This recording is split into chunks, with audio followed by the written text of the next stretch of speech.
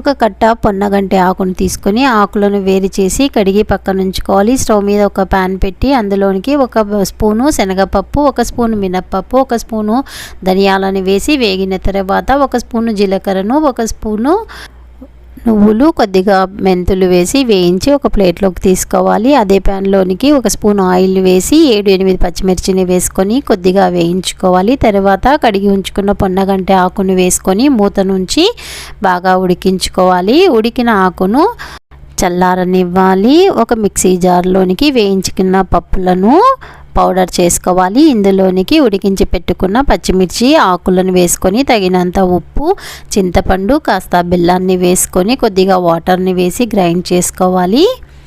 ఇందులోనికి పచ్చి ఉల్లిగడ్డలను సన్నగా కట్ చేసి వేసుకొని ఇంగువతో పోపు పెట్టుకుంటే ఎంతో రుచికరమైన ఆరోగ్యవంతమైన పొన్నగంటి పచ్చడి రెడీ.